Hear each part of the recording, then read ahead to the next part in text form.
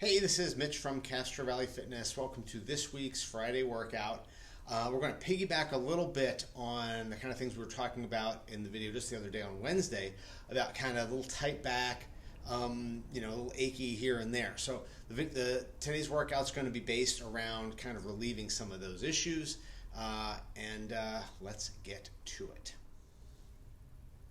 So the first two exercises are going to be kind of a review. If you watch Wednesday's video, the video from just the other day, I will link to that in the notes here. So I'm not going to spend too much time explaining them, but the first exercise is going to be what we call static back. You just get an ottoman, a chair, a box, whatever. You want to get about a 90-degree angle in the hips and the knees. Doesn't have to be exact. Notice I'm not quite exact. You want to look straight up, lie your hands in a nice comfortable position, about a 45-degree angle, palms up. And I'm just looking straight ahead. I'm trying to keep myself as symmetrical as possible. And I'm just breathing nice and deep. Trying to let all the muscles in my low back and my mid back relax. Stay as symmetrical as possible. Try to keep the weight distributed in my hips, even on the ground. Okay. If you want to see a deeper demonstration of this one and also the next exercise, which is the gravity drop, look at Wednesday's video. Again, I'll link at that. So that's the first exercise, static back. We're going to hold this for about 5 minutes.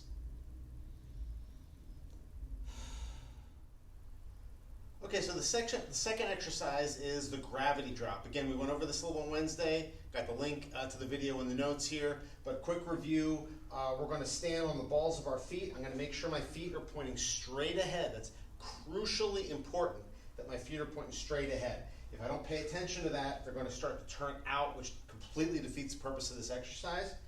I'm going to be on the balls of my feet, feet pointing straight ahead. I want to have my hips and my weight over my heels. So again, the key here is if you don't kind of pay attention, you're going to wind up kind of in this position here. So what I want to do is every once in a while, just kind of look down at my feet. Notice how my hips kind of kick out. I'm going to keep them there, keep the weight over my heels.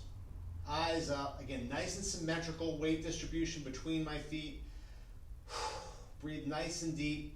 Just kind of let the feet just hang and relax. We're going to hold this for 3 minutes.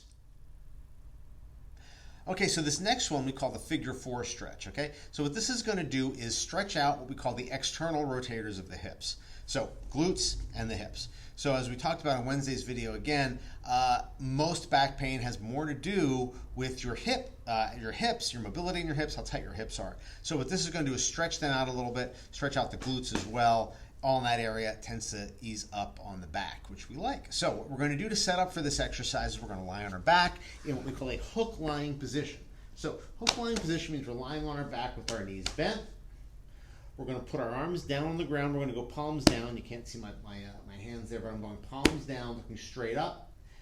I'm going to bring one ankle to my opposite knee. So in this case, I'm going to go my left ankle to my right knee. So notice how I'm just touching the ankle to my knee here. I'm not going in. I'm just touching the ankle to my knee, not my shin. Okay, that's going to make a big difference in the stretch you get. So ankle to the knee. I'm going to drop my legs to the opposite side. So legs to that side, look to the opposite side. So my legs are to my right. I am now looking toward my left.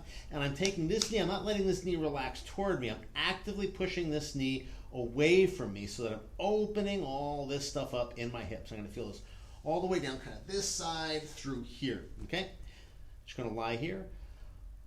As always, when I'm static stretching, I am breathing nice and deep. I'm going to hold this for a full minute. And then I'm going to do the opposite side. This is the figure 4 stretch. And we will move along. Okay, we're moving on. This next exercise is called the Crocodile Stretch. Okay, so what we're going to do here, we're going to lie on our back. This exercise, by the way, is very good for kind of a lot of different muscles, all the way kind of on the outside of your leg. Some people feel this one on the inside of their leg, all the way kind of up the spinal erector towards your upper back. Okay. So what we're going to do here is we're going to lie here with our legs straight this time, not the hook lying position, just what we call supine, which just means you're lying on your back. Arms at your sides. Again, we're going palms down. I'm going to take one leg or one foot and put it on my other foot. So what I'm going to think about here is my little Achilles tendon. I'm going to put right about where my big toe and my little toe meet. So my big toe and my little toe, Achilles tendon is going to go right there. So my feet are basically stacked. I'm now going to pull into this position. So I'm going to try to keep my feet in a straight line, point in the opposite direction. So for instance, if my left foot is on top, I'm going to pull across my body towards my right, okay? Notice how I'm turning everything. I want everything to kind of stay in a straight line, and I'm looking in this direction right here. As always, breathing nice and deep whenever I static stretch. That is so important. I'm going to hold this for a minute, and then I'm going to do the other side. That is the crocodile stretch. Okay, so this next exercise is going to be for your shoulders. So as I've said many times, I can't say it enough. When you have issues with your back, it rarely has to do with your back. It's almost always about how your hips are moving or their position. Same thing with your shoulders. Hips and shoulders equals back. Okay, so this exercise is meant to loosen up the shoulder blades, which is going to help loosen up the back. So this is called hook-lying reverse presses. What you're going to do here is we're back into this hook-lying position. So hook-lying again means on your back with your knees bent. You're just going to very easily bring your arms down to the ground at about a 45-degree angle with your kind of hands like goalposts, okay?